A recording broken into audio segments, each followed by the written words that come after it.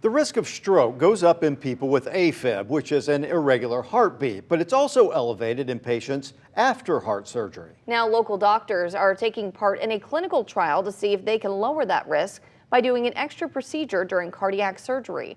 Wink News Health and Medical reporter Amy Osher has the story. Atrial fibrillation is an irregular heart rhythm that sends the heart into chaos.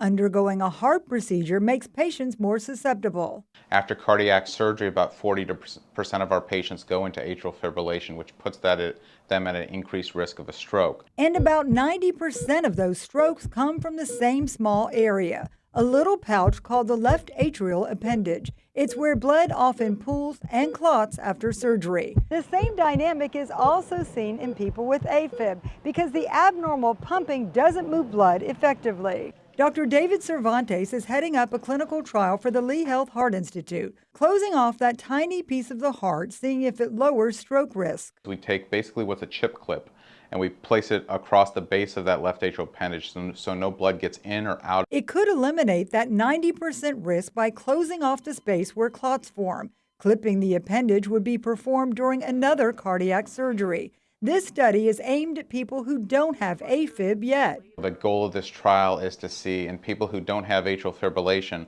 would putting this clip on reduce their risk of stroke. It doesn't impact the heart's pumping power, but clipping this small area may have a powerful impact on avoiding stroke. Amy Osher, Wink News. Lee Health recently celebrated enrolling 100 people in the study, making it one of the top enrollment sites in the world. The trial ends in July, so results should be available soon.